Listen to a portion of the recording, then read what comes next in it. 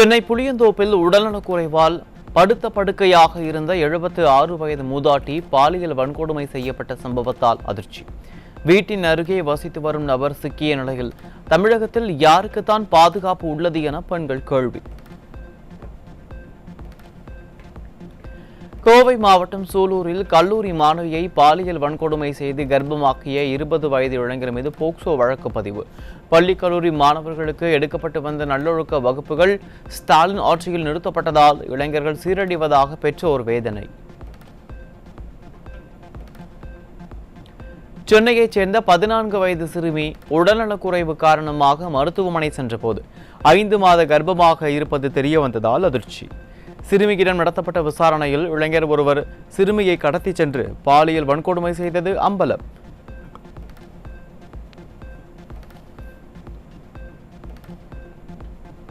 Trichy Gandhi market காவல் நிலைய உதவி ஆய்வாளர் கண்ணன் என்பவர் அதிகாரிகளின் வாட்ஸ்அப் குழுவில் ஆபாச வீடியோக்களை பகிர்ந்ததாக எழுந்த புகாரை தொடர்ந்து பணியிடை நீக்கம். காவல்துறையின் ஒழுக்கம் மற்றும் அரசின் கண்காணிப்பு குறைபாட்டை வெளிப்படுத்தியுள்ள இச்சம்பவம் காவல்துறையின் மீதான பொதுமக்களின் நம்பிக்கையை கேள்விக்குறியாக்கியுள்ளது. திருப்பத்தூர் மாவட்டம் ஜோலார்பேட்டை அருகே முட்புதரில் வீசப்பட்ட 11 கிலோ கஞ்சா சிக்கியது. அரசின் மெத்தனத்தாலும் காவல்துறையினரின் செயலற்ற தன்மையாலும் தமிழ்நாட்டின் மூலை முடுக்கெல்லாம் கஞ்சா புழங்குவதாக மக்கள் குற்றச்சாட்டு. சென்னை கிண்டி ரயில் நிலையத்தில் ஒடிசாவைச் சேர்ந்த நபரிடமிருந்து 6.5 கிலோ கஞ்சா சிக்கியது. போதை தடுப்பு நடவடிக்கை என கூறிய திமுக அரசு நடவடிக்கை ஏதுமின்றி விளம்பரம் மட்டுமே செய்ததால் சர்வதேச கஞ்சா விற்பனை சந்தையாக தமிழ்நாடு மாறியுள்ளதாக மக்கள் சாடல். சென்னையில் கஞ்சா விற்பனையில் ஈடுபட்ட பிரபல ரவுடி கோருப்பேட்டை மாறி உள்ளிட்ட 3 பேர் பிடிபட்ட நிலையில் ஒருவர் தப்பியோட்டம். இளைஞர்களின் வாழ்க்கையை சீரழிக்கும் வகையில் கஞ்சா உள்ளிட்ட போதைப் பொருள் புழக்கம் அதிகரித்துள்ள நிலையில் தடுக்க வேண்டிய காவல்துறையினரோ கும்பகரனை விட கொடிய தூக்கத்தில் இருப்பதாக குற்றச்சாட்டு. திருவள்ளூர் மாவட்டம் புழல் அருகே கஞ்சா விற்பனை செய்த நபர் 3 கிலோ கஞ்சாவுடன் சிக்கினார். தமிழகத்தில் சட்டம் ஒழுங்கு சரியில்லாததால் குற்றவாளிகள் சர்வசாதாரணமாக குற்ற சம்பவங்களில் ஈடுபடுவதாக புகார்.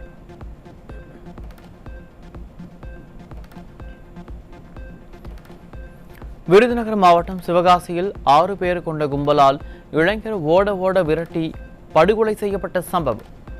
குற்றவாளிகளை கைது செய்ய கோரி உறவினர்கள் மற்றும் பொதுமக்கள் சாலை மறியல் போராட்டத்தில் ஈடுபட்டதால் பரபரப்பு. சென்னை பாரிமுனையில் உள்ள குடோனில் பதுக்கி வைக்கப்பட்டிருந்த 400 கிலோ செம்மரை கட்டைகள் சிக்கின. காவல்துறை ஒத்துழைப்புடன் கடத்தல்காரர்கள் சென்னைக்கு செம்மரக்கட்டையை கடத்தி வந்திருப்பதாக பொதுமக்கள் விமர்சனம்.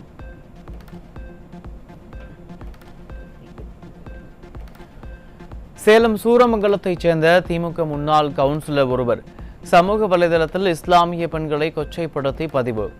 அவர் மீது நடவடிக்கை எடுக்க கோரி சேலம் மாநகர காவல்துறையின் சைபர் கிரைம் போலீசாரிடம் தமிழக மக்கள் ஜனநாயக கட்சி சார்பில் புகார் மனு.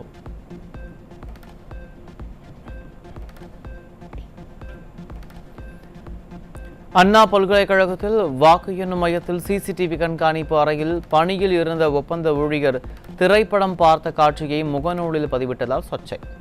தேர்தல் விதிகளை மீறி செயல்பட்ட ஒப்பந்த ஊழியர் மீது 4 பிரிவுகளில் வழக்கு பதிவு செய்து கைது.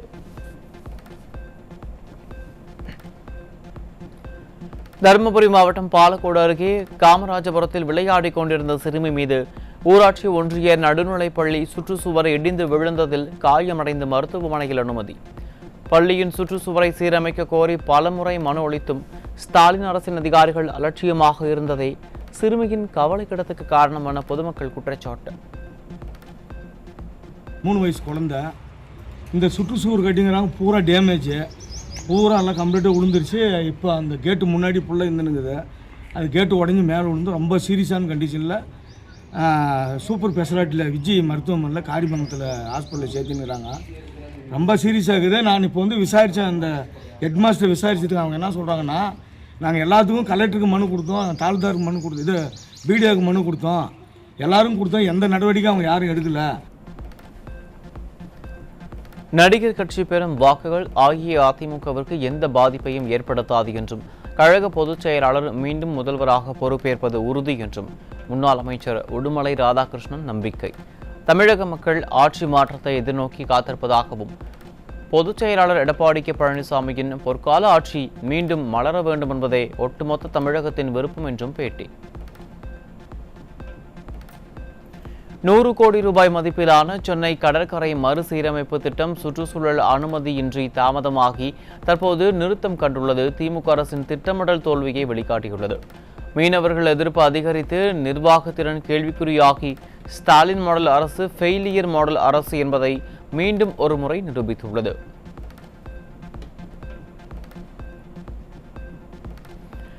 கன்னியாகுமரி மாவட்டம் சுண்டப்பட்டி விளை அருகே நியாய விலைக் கடையில் வழங்கும் அரிசியில் புழுக்கள் நெளிந்ததால் ரேஷன் அட்டைதாரர்கள் அதிர்ச்சி. தரமான ரேஷன் பொருட்களை விநியோகம் செய்ய வேண்டும் என வலியுறுத்திய பொதுமக்கள் உடனடியாக அதிகாரிகள் ஆய்வு செய்யவில்லை எனில் போராட்டத்தில் ஈடுபடுவோம் என எச்சரிக்கை.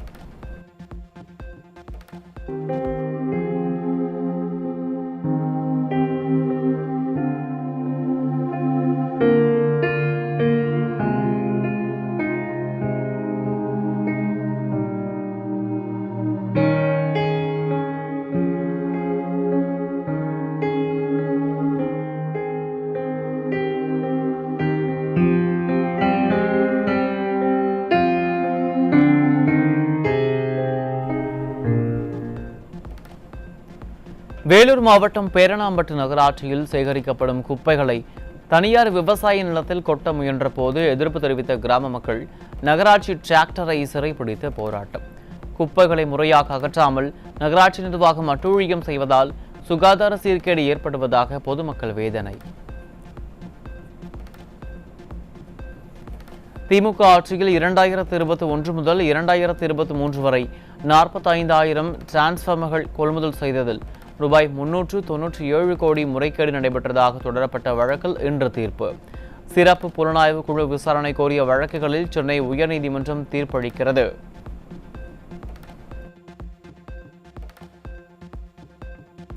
திமுகவிற்கு 2011ஆம் ஆண்டு தேர்தலில் ஏற்பட்ட கதிதான் தற்போதும் ஏற்படும் என முன்னாள் அமைச்சர் பொள்ளாச்சி ஜெயராமன் விமர்சனம். அஇஅதிமுக 200க்கும் மேற்பட்ட தொகுதிகளில் வெற்றி பெற்று கழக பொதுச் செயலாளர் எடப்பாடி கே பழனிசாமி ஆட்சி அமைப்பது உறுதி என்றும் நம்பிக்கை.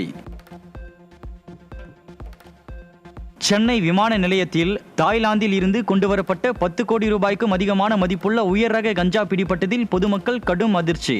திராவிட மாடல் ஆட்சி இருக்கும் வரை சென்னையில் எவ்வளவு கஞ்சா கடத்தி வந்தாலும் விற்பனை செய்து விடலாம் என்ற தைரியத்தில் கஞ்சா கடத்தி வந்த தமிழகத்தைச் சேர்ந்த பயணி சிக்கினார். காஞ்சிபுரம் மாநகராட்சிக்கு உட்பட்ட பஞ்சுப்பேட்டையில் மின் மோட்டார் அறைக்கு பூட்டு போட்டு குடிநீர் விநியோகத்தை தடுத்து மாநகராட்சி பெண் உதவி செயற்பொறியாளர் அராஜகம். 2 நாட்களாக குடிநீர் கிடைக்காமல் சிரமத்திற்கு உள்ளாகியுள்ள கிராம மக்கள் உடனடியாக குடிநீர் கிடைக்க நடவடிக்கை எடுப்பதுடன் பெண் உதவி செயற்பொறியாளர் மீது நடவடிக்கை எடுக்க மாவட்ட நிர்வாகத்திற்கு கோரிக்கை. நெல்லை, தென்காசி மாவட்ட அணைகளில் நீர்மட்டம் கடும் சரிவை சந்தித்துள்ளதால் குடிநீர் மற்றும் பாசன தேவைகள் பாதிக்கும் அபாயம். முறையாக குடிமராமத்து பணிகள் மேற்கொள்ளப்படாததால் நீர் வழித்தடம் தடைப்பட்டு அணைகளில் நீர் பற்றாக்குறை ஏற்பட்டுள்ளதாக விவசாயிகள் வேதனை. மீனாட்சி சுந்தரேஸ்வரர் திருக்கல்யாணம் நிகழ்வை காண வழங்கப்பட்ட 500 ரூபாய் டிக்கெட் இருந்தும் பக்தர்களை காவல்துறையினர் அனுமதிக்க மறுத்ததால் வாக்குவாதம். 500 ரூபாய் டிக்கெட் வழங்கிய அறநிலையத்துறை அதிகாரிகள் வாக்குவாதத்தை கண்டுகொள்ளாமல் இருந்தது மூலம் கோவில் விவகாரத்தில் கொள்ளை நடந்திருப்பது அம்பலம். ராணிப்பேட்டை மாவட்டம் சென்னசமுத்திரம் பகுதியில் இருசக்கர வாகனத்தில் தேசிய நெடுஞ்சாலையை கடக்க முயன்றபோது சுற்றுலா வேன் மோதியதில் படுகாயமடைந்த இளைஞர் சிகிச்சை பலனின்றி உயிரிழப்பு. வாகன போக்குவரத்து அதிகமுள்ள அப்பகுதியில் சாலையை கடக்க பாலம் அமைக்காததே விபத்துக்கு காரணம் என குற்றம் சாட்டி உறவினர்கள் போராட்டம். ராணிப்பேட்டை மாவட்டம் சென்னசமுத்திரம் சுங்கச்சாவடியில் அரசு பேருந்து பழுதாகி நின்றதால் சுட்டெரிக்கும் வெயிலில் மாற்று பேருந்துக்காக காத்திருந்த பயணிகள். ஸ்டாலின் ஆட்சி ஊழல் காரணமாகவும் நிர்வாக குளறுபடிகளாலும் போக்குவரத்து துறை சீரழிந்திருப்பதாக பொதுமக்கள் குற்றச்சாட்டு. கிருஷ்ணகிரி மாவட்டம் திடீர்குப்பம் கிராமத்தின் மேல்நிலை நீர்த்தேக்க தொட்டியை ஊராட்சி மன்ற தலைவரின் கணவரும் திமுக நிர்வாகியுமான பெருமாள் என்பவர் அடியாட்கள் வைத்து அடித்து சேதப்படுத்தி அராஜகம்.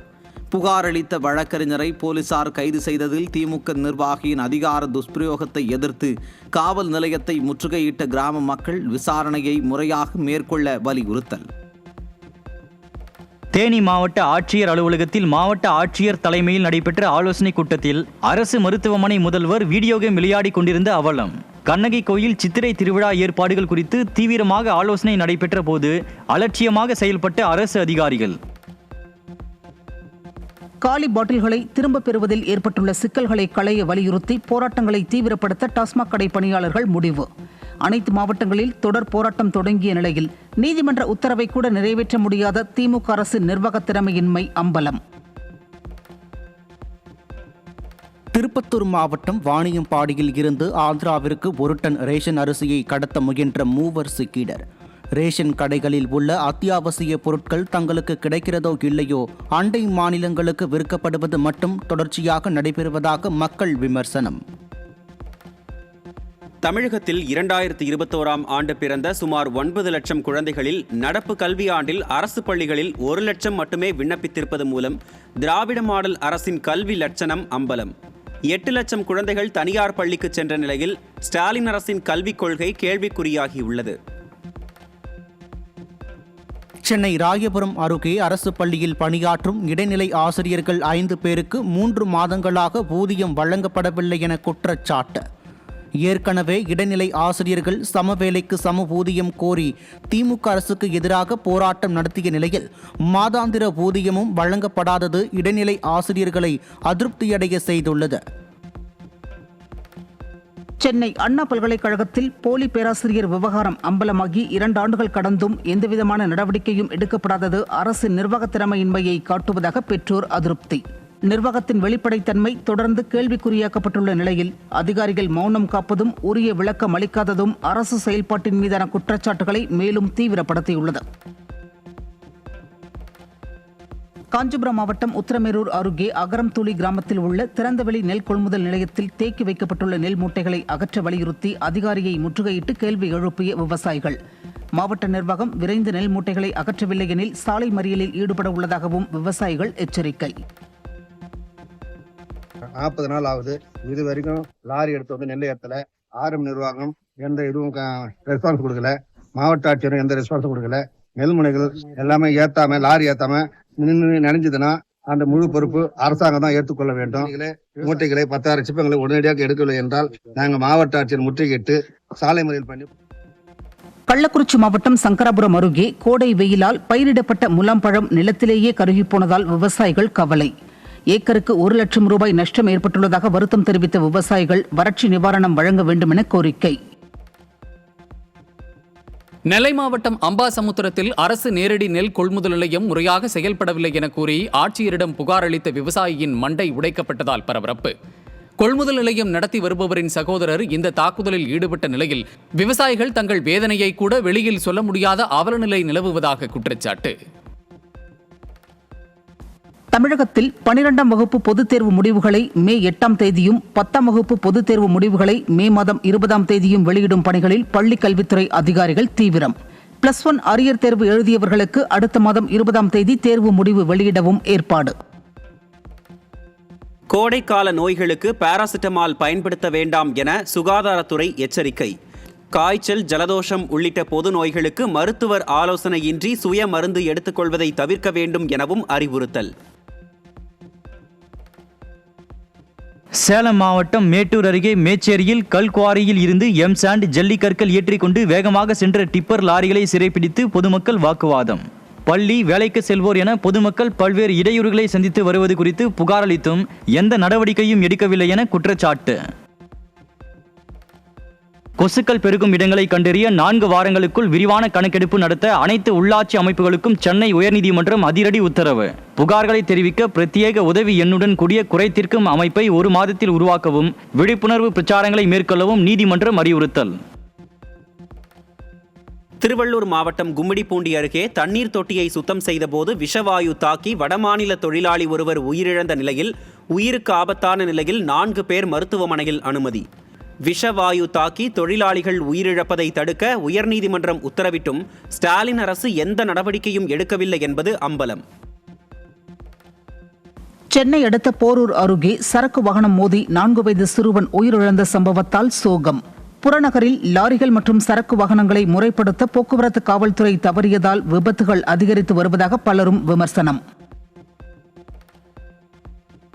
கோவில்கள் மற்றும் இந்து சமய அறநிலையத்துறை சட்டங்கள் குறித்து ஆட்சியர் உள்ளிட்ட அதிகாரிகளுக்கு எந்தவித தெளிவும் இல்லை என சென்னை உயர்நீதிமன்ற மதுரை அமர்வு காட்டம். திண்டுக்கல் மாவட்டம் கோணப்பட்டி மலை ஜோதி முருகன் கோவிலில் இருந்து அரசால் அகற்றப்பட்ட முருகன் சிலையை மீண்டும் நிறுவ உத்தரவிட்ட நீதிபதி அரசு அதிகாரிகளுக்கு கண்டனம். டிஜிட்டல் கைது மோசடிகளில் ஈடுபட்டு வந்த 9400 வாட்ஸ்அப் கணக்குகளை மத்திய அரசின் கோரிக்கையை ஏற்று அந்நிறுவனம் அதிரடியாக முடக்கியுள்ளதாக உச்சநீதிமன்றத்தில் மத்திய அரசு தகவல். இணைய வழி மோசடிகளை கட்டுப்படுத்த உள்துறை அமைச்சகம், ரிசர்வ் வங்கி மற்றும் பிற துறைகள் இணைந்து தீவிரமான பலமுனை நடவடிக்கைகளை மேற்கொண்டு வருவதாகவும் அரசு விளக்கம். தர்காவோ அல்லது கோயிலோ எதுவாக இருந்தாலும் அங்கு ஒரு கட்டமைப்பு இருக்க வேண்டும் என உச்சநீதிமன்றம் கருத்து. எல்லோரும் நான் நினைத்ததை செய்வேன் என கூறினால் அங்கு அராஜகம்தான் மிஞ்சும் என சபரிமலை வழக்கில் உச்சநீதிமன்ற நீதிபதிகள் கருத்து. ஈரோடு மாவட்டம் தாளவாடி மலைப்பகுதியில் தக்காளி விலை கிலோ 30 ரூபாய்க்கு கொள்முதல் செய்யப்பட்டு மார்க்கெட்டுகளில் கிலோ 60 ரூபாய்க்கு விற்பனை. தக்காளி விளைச்சல் அதிகரித்து விலை குறைந்து காணப்பட்ட நிலையில் தற்போது விளைச்சல் பாதித்து திடீரென விலை உயர்ந்ததில் இல்லத்தரசிகள் அதிர்ச்சி. தெப்பக்காடு மசினக்குடி வழியாக உதகைக்கு செல்லும் சுற்றுலா வாகனங்களுக்கு நாளை முதல் தடை விதிப்பு. சுற்றுலா பயணிகளின் பாதுகாப்பு மற்றும் போக்குவரத்து ஒழுங்கை கருத்தில் கொண்டு இந்த நடவடிக்கை எடுக்கப்பட்டுள்ளதாகவும் பயணிகள் மாற்று வழிகளை பயன்படுத்துமாறும் நீலகிரி மாவட்ட நிர்வாகம் அறிவுறுத்தல்.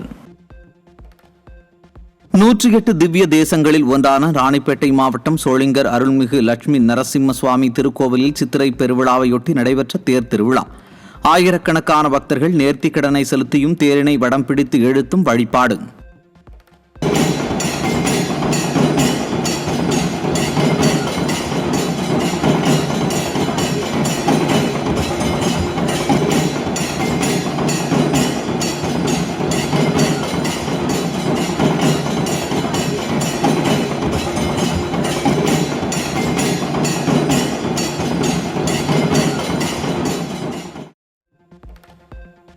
காஞ்சிபுரம் மாவட்டம் குன்றத்தூர் திருநாகேஸ்வரர் கோவில் பிரம்மோற்சவ விழாவை முன்னிட்டு நடைபெற்ற தேரோட்ட திருவிழாவில் திரளான பக்தர்கள் பங்கேற்பு. முக்கிய மாட வீதிகள் வழியாக வந்த தேர் ஊர்வலத்தை கண்டு பக்தர்கள் சுவாமி தரிசனம் செய்து உற்சாகம். பஞ்சாப் மாநிலம் பாட்டியாலா அருகே ரயில் தண்டவாளம் அருகே வெடிப்பு சம்பவம் நிகழ்ந்த நிலையில் தண்டவாளத்தில் சிறிதளவு சேதம் ஏற்பட்டிருப்பதாக தகவல். தண்டவாளத்தை சரி செய்யும் பணியில் ஊழியர்கள் ஈடுபட்டுள்ள நிலையில் இதுகுறித்து ரயில்வே போலீசார் தீவிர விசாரணை. ஒடிசாவின் கியோன்ஜார் மாவட்டத்தில் சகோதரியின் வங்கி கணக்கில் மீதமிருந்த 19,300 ரூபாயை எடுக்க சென்றவரிடம் கணக்கு வைத்திருப்பவர் நேரில் வர வேண்டும் அல்லது சட்டப்பூர்வ வாரிசு ஆவணங்களை சமர்ப்பிக்க வேண்டும் என கூறிய வங்கி மேலாளர். வாரிசு சான்றிதழ் குறித்த புரிதல் இன்றி 3 மாதங்களுக்கு முன்னர் புதைக்கப்பட்ட சகோதரியின் எலும்புக்கூட்டை தோண்டி எடுத்து வங்கிக்கு சுமந்து சென்ற நபரால் பரபரப்பு.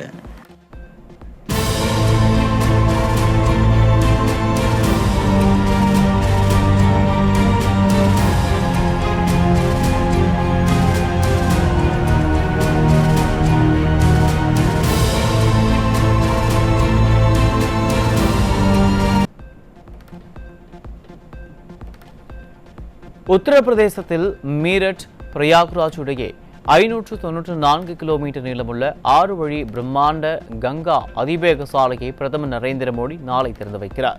36,500 கோடி ரூபாய் செலவில் கட்டப்பட்ட இந்த சாலை பயண நேரத்தை பாதியாக குறைக்கும் என எதிர்பார்ப்பு.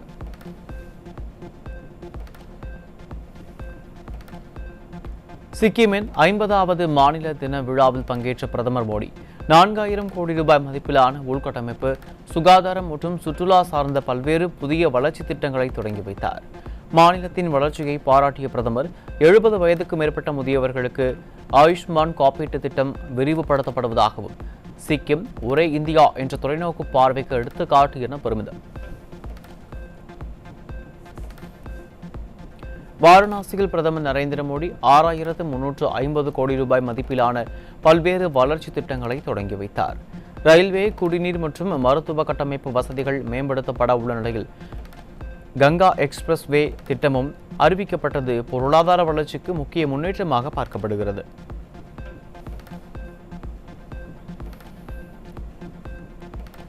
கிரிமினல் வழக்குகளில் கைது செய்யப்படும் பிரதமர் மற்றும் முதல்வர்களை பதவி நீக்கம் செய்யும் தீர்மானம் குறித்து நாடாளுமன்ற கூட்டுக்குழு தீவிர ஆலோசனை. பல்வேறு தரப்பினரிடம் கருத்துக்கள் கேட்கப்பட்டு வரும் நிலையில் அரசியல் வட்டாரத்தில் பெரும் பரபரப்பை ஏற்படுத்தியுள்ளது. சென்செக்ஸ் 416 புள்ளிகள் சரிந்து 76,886 புள்ளிகளிலும், நிஃப்டி 97 புள்ளிகள் சரிந்து 23,995 புள்ளிகளுடன் வர்த்தகமாகி நிறைவு. இந்த சரிவிற்கு வங்கி பங்குகள் அதிக அழுத்தமும் உலக சந்தை தாக்கமும் காரணம் என பொருளாதார நிபுணர்கள் கருதும் நிலையில் முதலீட்டாளர்கள் கலக்கம். ஆம் ஆத்மி கட்சியை சேர்ந்த 7 மாநிலங்களவை உறுப்பினர்கள் பாஜகவில் இணைந்துள்ள நிலையில் பாஜகவின் பலம் 113ஆக உயர்ந்துள்ளதாக மாநிலங்களவை தலைவர் CP ராதாகிருஷ்ணன் அறிவிப்பு.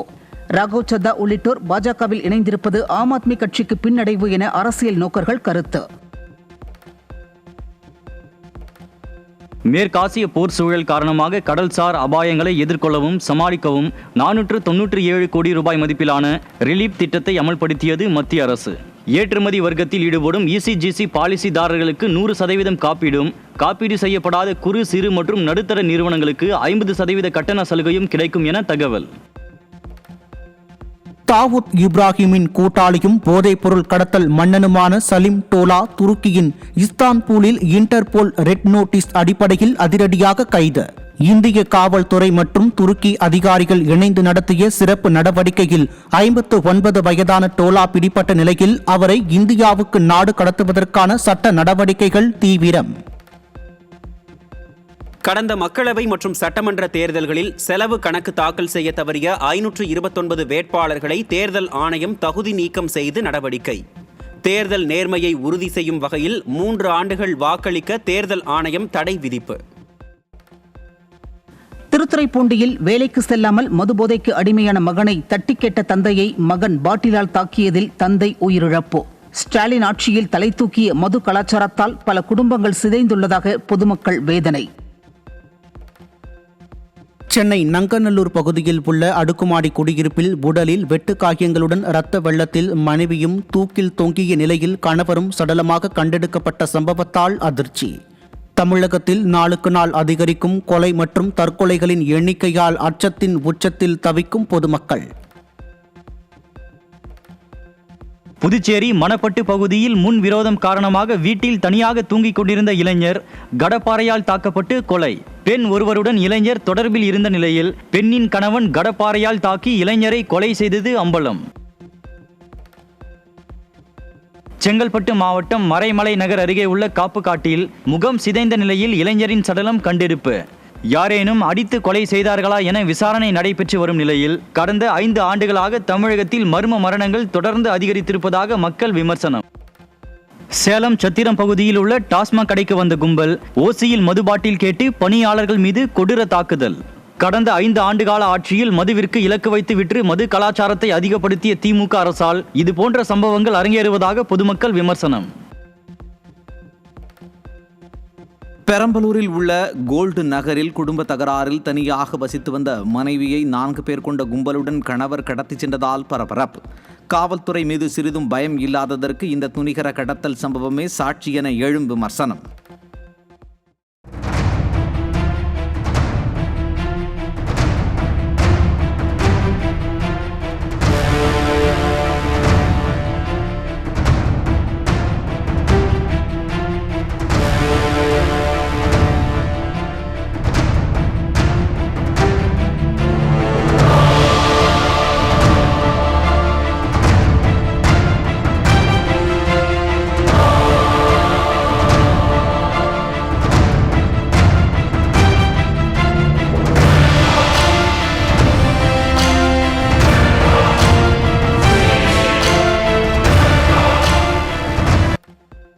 அரியலூரில் ஓய்வு பெற்ற அரசு ஊழியர் உடல்நலக்குறைவால் மருத்துவமனையில் அனுமதிக்கப்பட்டுள்ள நிலையில் அவரது வீட்டின் பூட்டை உடைத்து 11 சவரன் தங்க நகை 1 லட்சம் ரூபாய் ரொக்கத்தை திருடிச் சென்ற கொள்ளையர்கள். காவல்துறையினர் இரவு நேரத்தில் ரோந்து பணி மேற்கொள்ளாததே கொள்ளை சம்பவங்களுக்கு காரணம் என பொதுமக்கள் விமர்சனம். மதுரை மாவட்டம் திருமங்கலம் அருகே சட்டவிரோத மணல் கொள்ளையை தட்டி கேட்டவர் மற்றும் அவரது உறவினர்கள் மீது பயங்கர ஆயுதங்களுடன் தாக்குதல் நடத்திய கும்பலால் பரபரப்பு. கடந்த 5 ஆண்டுகால ஆட்சியில் கனிமவள கொள்ளைகள் அதிகரித்துள்ளதாகவும் தட்டி கேட்பவர்கள் மீது கொடூர தாக்குதல் அரங்கேறுவதும் அதிகரித்துள்ளதாக பொதுமக்கள் வேதனை. தூத்துக்குடியில் வாடகைக்கு விட்ட கடைகளை அபகரிக்க முயலும் நபர்கள் மீது நடவடிக்கை எடுக்க கோரி 83 வயது முதியவர் காவல் கண்காணிப்பாளரிடம் புகார்.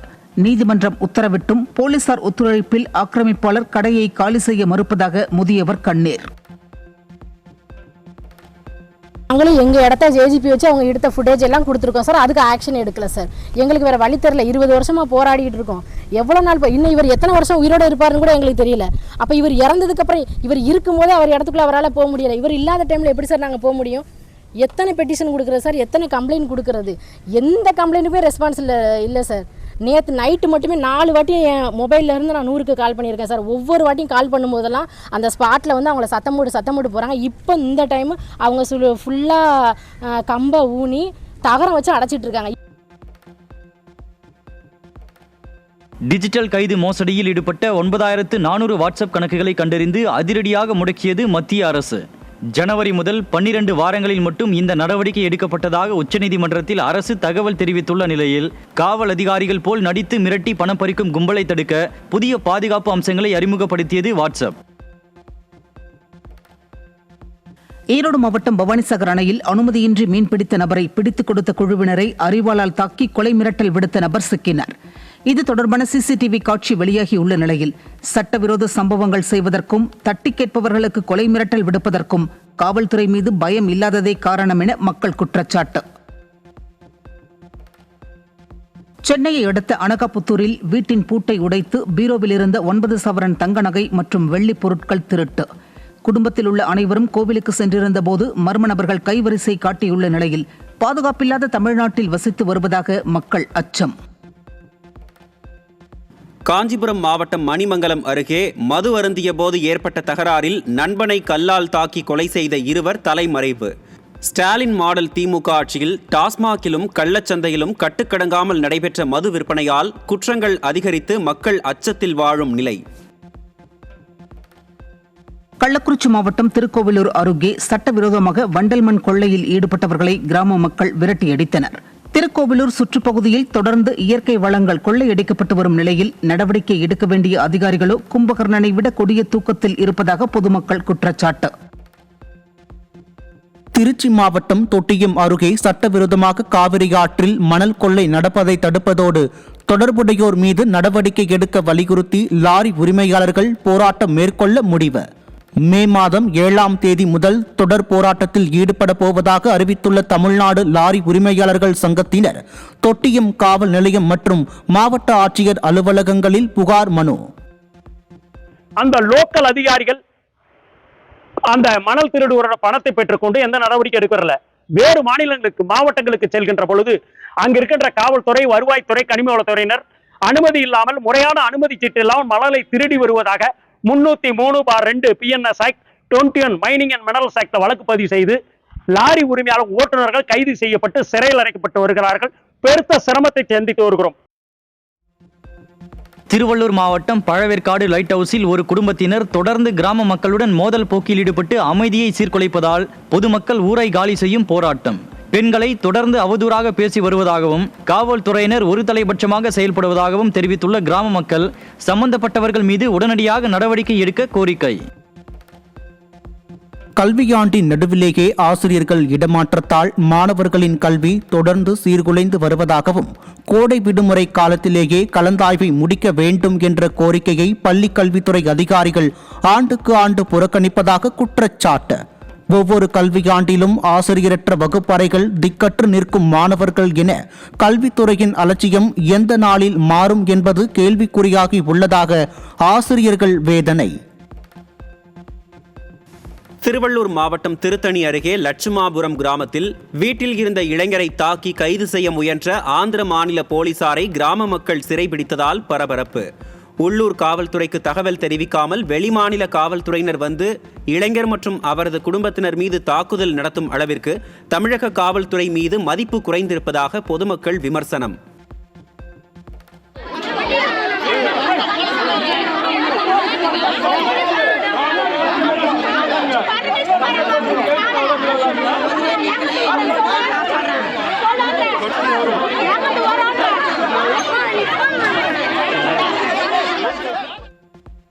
திமுக ஆட்சியில் சென்னை மாநகராட்சியில் கருணை அடிப்படையில் பணியின் போது உயிரிழந்த பணியாளர்களின் வாரிசுதாரர்கள் 1156 பேருக்கு மட்டுமே பணி வழங்கப்பட்ட அவலம். ஆண்டுக்கு சராசரியாக 230 என்ற குறைவான எண்ணிக்கையில் கருணை அடிப்படையிலான பணிகள் வழங்கப்பட்டது மாநகராட்சி நிர்வாகத்தின் மெத்தனத்தையே காட்டுவதாக பாதிக்கப்பட்டோர் குற்றச்சாட்டு. அரசு பள்ளி ஆசிரியர்களுக்கான பணி மாறுதல் மற்றும் பதவி உயர்வு கலந்தாய்வு பணிகளை ஜூன் மாதத்திற்குள் விரைந்து முடித்திட வேண்டும் என ஆசிரியர்கள் சங்கங்கள் அரசுக்கு கோரிக்கை. ஆலோசனை நடவடிக்கைகள் தாமதமாவதால் வகுப்பறையில் கற்பித்தல் தொடர்ச்சி பாதிக்கப்படுவதோடு பாடத்திட்டங்களை குறித்த காலத்தில் முடிக்க முடியாத சிக்கல் ஏற்படுவதாகவும் குற்றச்சாட்டு. ஐடி துறையில் பணியாற்றும் இளம் தலைமுறையினரை இழிவுபடுத்திய திமுக பேச்சாளர் செந்தில்வேல் மீது நடவடிக்கை எடுக்க கோரி சென்னை பெருநகர காவல் ஆணையரிடம் தமிழ்நாடு பால் முகவர்கள் தொழிலாளர்கள் நலச்சங்கம் சார்பில் புகார். இளைஞர்கள் ஆர்வத்துடன் வாக்களித்ததை கொச்சைப்படுத்திய செந்தில்வேலின் 3ஆம் தர பேச்சால் இளைஞர்களும் பெற்றோர்களும் மன உளைச்சலுக்கு ஆளாகியுள்ளதாகவும் செந்தில்வேல் மீது உரிய நடவடிக்கை எடுக்க வேண்டும் எனவும் வலியுறுத்தல். திருவண்ணாமலை மாவட்டம் செய்யாறு நேரடி நெல் கொள்முதல் நிலையங்களில் மூட்டைக்கு 3 முதல் 5 கிலோ எடையை குறைத்து 150 ரூபாய் வரை முறைகேடு நடப்பதாக விவசாயிகள் குற்றச்சாட்டு. எதிர்த்து கேட்கும் விவசாயிகளிடம் ஈரம் மற்றும் பதர் என பொய் காரணங்களை கூறி வாரக்கணக்கில் கொள்முதலை தள்ளி வைக்கும் அதிகாரிகளின் செயல்பாடுகளால் விவசாயிகள் கடும் அதிருப்தி. திருச்சியில் உள்ள தேசிய வாழை ஆராய்ச்சி மையம் அரிய வகை வாழை ரகங்களை பாதுகாத்திட நாட்டின் முதல் கள மரபணு வங்கி திட்டத்தை தொடங்கியது. விவசாயிகள் தங்கள் அரிய ரகங்களை இங்கு பதிவு செய்தால் அவற்றை பாதுகாத்து பெருக்கம் செய்யவும் விவசாய குழுவிற்கு 10 லட்சம் மற்றும் தனிநபருக்கு 1.5 லட்சம் ரூபாய் பரிசும் வழங்க திட்டம். தமிழகத்தில் குடிநீர் கேன்களை 30 முறைக்கு மேல் மறுசுழற்சி செய்ய உணவு பாதுகாப்புத்துறை தடை. பழைய கேன்களில் ரசாயன கழிவு மற்றும் பாக்டீரியா தொற்று ஏற்பட வாய்ப்புள்ளதால் பொதுமக்களின் நலன் கருதி இந்த நடவடிக்கை எடுக்கப்பட்டுள்ளது என்றும் விதிகளை மீறும் நிறுவனங்கள் மீது அபராதம் மற்றும் உரிமம் ரத்து செய்யப்படும் என எச்சரிக்கை. ராமநாதபுரம் மாவட்டம் திருவாடானை அருகே கண்மாய்க்கரை பகுதியில் ஏற்பட்டுள்ள குடிநீர் தட்டுப்பாட்டால் இரவு நேரங்களில் தண்ணீருக்காக பொதுமக்கள் அலையும் அவல நிலை ஏற்பட்டுள்ளதாக வேதனை.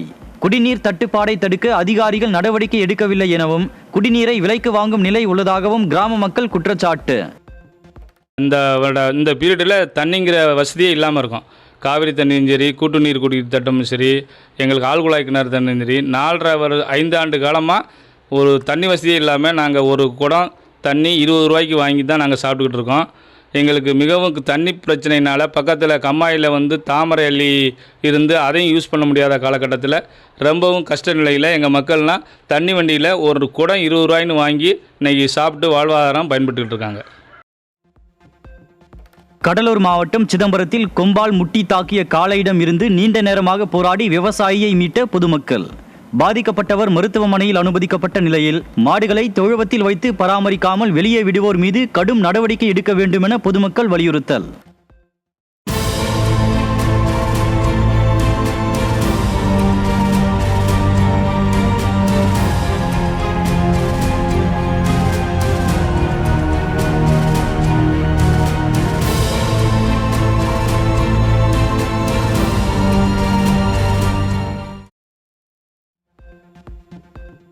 விருதுநகர் மாவட்டம் பத்திராயிருப்பு அருகேயுள்ள கூமாப்பட்டி பிளவக்கல் பெரியாறு அணையின் நீர்மட்டம் 47 அடியில் இருந்து குறைந்து 19 அடியாக உள்ளது.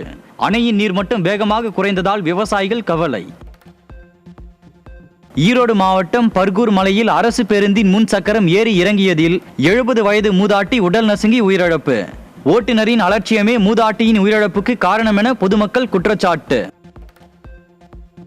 தண்ணீர் தேங்கி இருப்பது, கொசு ஒழிப்பு நடவடிக்கைகள் தொடர்பாக அளிக்கப்படும் புகார்கள் மீது 48 மணி நேரத்தில் நடவடிக்கை எடுக்க வேண்டும் என தமிழக அரசுக்கு சென்னை உயர்நீதிமன்றம் உத்தரவு. தலைமை செயலாளர், சென்னை மாநகராட்சி ஆணையர் ஆகியோருக்கு உத்தரவு நகலை அனுப்ப பதிவுத்துறைக்கு நீதிபதிகள் ஆணை. தமிழகத்தில் குழந்தைகள் மற்றும் இளைஞர்கள் என பலரும் தாங்கள் ஆதரிக்கும் கட்சி வெற்றி பெறாவிட்டால் தற்கொலை செய்து கொள்வோம் என வீடியோ வெளியிடுவது அதிர்ச்சி அளிக்கிறது. வெற்றி தோல்வி இரண்டும் தேர்தல் மற்றும் அரசியலில் சகஜமானது என அரசியல் தலைவர்கள் அறிக்கை வாயிலாக புரிய வைக்க வேண்டும் என சென்னை பாரிமுனையில் செய்தியாளர்களை சந்தித்த ஓய்வு பெற்ற சென்னை உயர்நீதிமன்ற நீதிபதி வலியுறுத்தல். நம்முடைய அரசியல் தலைவர்களுக்கு ஒரு வேண்டுகோள், நீங்கள் அனைவரும் கண்டிப்பாக அறிக்கை வெளியிட வேண்டும். இளம் தலைமுறையினருக்கு தேர்தல் தோல்வியை வெற்றியை சகஜமாக எடுத்துக்கொள்ள வேண்டும். யாரும் எந்தவித எக்ஸ்ட்ரீம் ஸ்டெப்ஸ் எடுக்கக்கூடாது என்று எல்லா அரசியல் தலைவர்களும் அறிக்கை வெளியிட வேண்டும். எப்படி ஓட்டு கேட்டார்களோ அதே போன்று இளம் தலைமுறை அவர்களுடைய அறிக்கை முக்கியமானது. ஏன்னால் அவர்கள் சொன்னால் தான் கேட்பார்கள். எல்லா அரசியல் கட்சி தலைவர்களும் இதை செய்ய வேண்டும். அது மிக அவசியமான ஒரு சோஷியல் ரெஸ்பான்சிபிலிட்டி. மே தினத்தையொட்டி வரும் வெள்ளிக்கிழமை சென்னை மாவட்டத்தில் உள்ள டாஸ்மாக் மற்றும் அனைத்து வகையான மதுபான கடைகள், பார்களை மூட உத்தரவு. உத்தரவை மீறினால் மதுபானம் விற்பனை விதிகளின்படி நடவடிக்கை எடுக்கப்படும் என சென்னை மாவட்ட ஆட்சியர் எச்சரிக்கை.